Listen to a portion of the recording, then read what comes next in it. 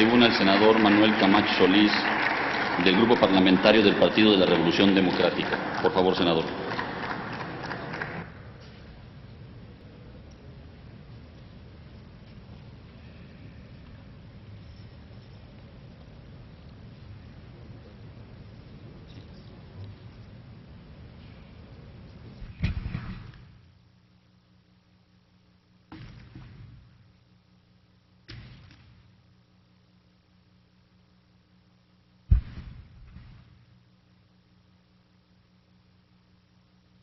Senadoras, senadores, bienvenidos, ciudadano secretario.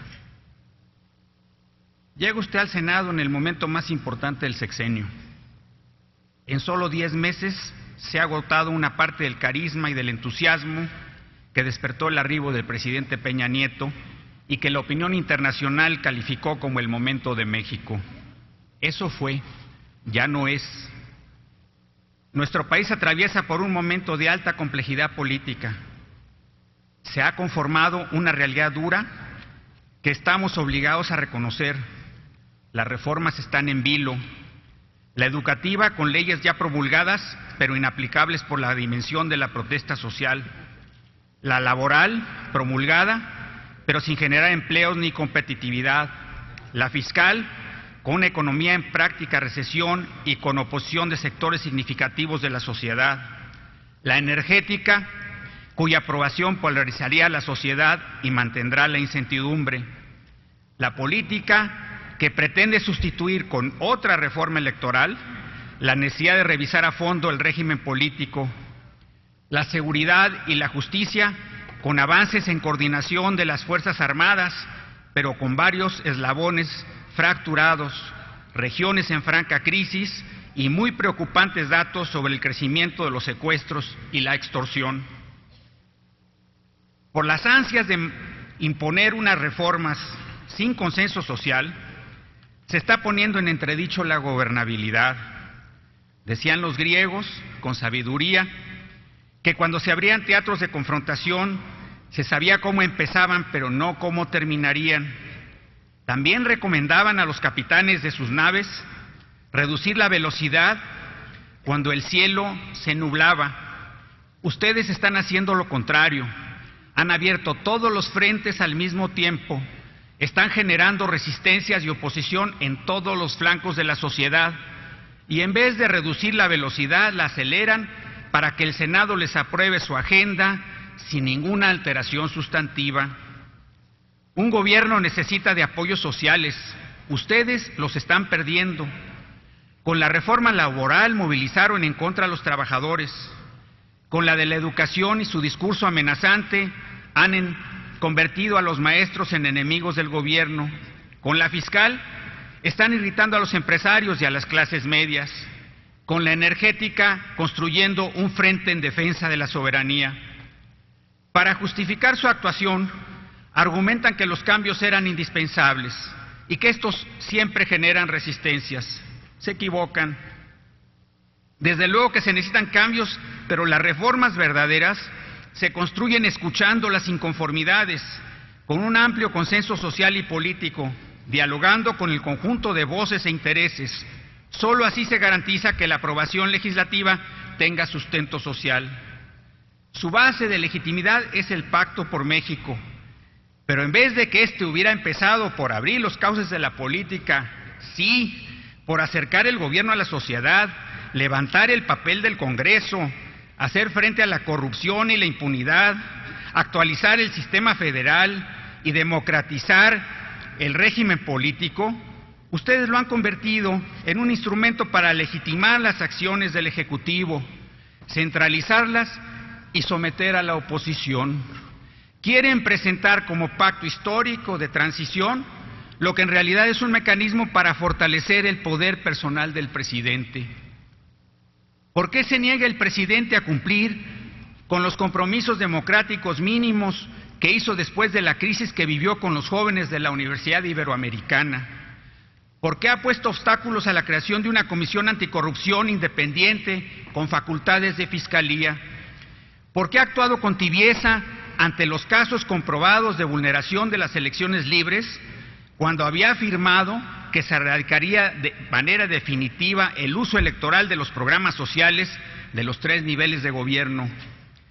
¿Por qué se ha hecho tan poco para frenar la impunidad frente a casos evidentes de desvío de recursos públicos en los estados? ¿Qué impide concluir la reforma de las telecomunicaciones, aceptar el Ministerio Público Independiente, aprobar la ley de publicidad gubernamental y el derecho de réplica? ¿Por qué no se ha cumplido el ofrecimiento presidencial de tener un diálogo permanente y abierto con los liderazgos de todas las fracciones parlamentarias? Hay que descongestionar el proceso político antes de que haga crisis. Para ello, transmita usted al presidente nuestra postura sobre la necesidad de rectificar en algunos puntos esenciales de la conducción política. 1. Su reforma educativa es incompleta e inaplicable. Abran la agenda. Le solicitamos que el presidente reciba a los maestros y les ofrezca una salida digna, una comisión de alto nivel en donde estén representados académicos reconocidos por ambas partes para proponer los contenidos de una verdadera reforma. Acordados los fines, se podrán revisar sin tanto agobio los instrumentos. 2. Ajusten la reforma fiscal por el lado del gasto y los ingresos. Ajusten el dispendio, limiten el crecimiento del gasto corriente, a la vez que se revisa a fondo el impacto económico y social de los nuevos impuestos. 3. La reforma energética que pretenden divide a la nación. Ustedes la consideran necesaria. Nosotros pensamos que es un error económico comprometer el patrimonio de la nación, un error histórico tirar por la borda el episodio nacional que más levantó la confianza en nosotros mismos, y un error constitucional y político que con una mayoría de 2/3 partes se borre una decisión política fundamental y se vaya en contra de lo que quieren las 2/3 partes de la sociedad. Nosotros pensamos que se necesita privilegiar el rescate de Pemex y la CFE como empresas públicas modernas, eficientes y transparentes, permitir que Pemex invierta el 10% de sus utilidades y establecer un marco regulatorio sólido. Ante la imposibilidad de un acuerdo, resolvamos por la vía democrática nuestras diferencias. Sométase a referéndum la reforma constitucional al 27 y 28. No repitan el error de aprobar una reforma que será inaplicable. No dude usted de que sabremos ejercer nuestro derecho constitucional a la consulta popular. 4. Sobre la reforma política le decimos, no vamos a abandonar nuestro proyecto de transformación del régimen político. Estamos dispuestos a aprobar con contenidos adicionales la reforma electoral que ofrece el gobierno, pero a la vez impulsaremos una ley de reforma política para que en el segundo semestre de 2015 se discutan en el Congreso los cambios necesarios al régimen con la dignidad a la que obliga el centenario de la Constitución y la responsabilidad por las elecciones presidenciales. Esta solución es congruente con la iniciativa del senador Raúl Cervantes de impulsar una constitución de principios. 5.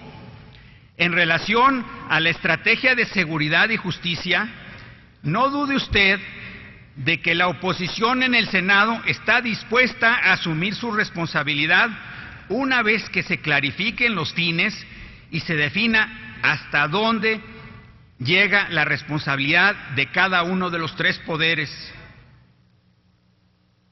6.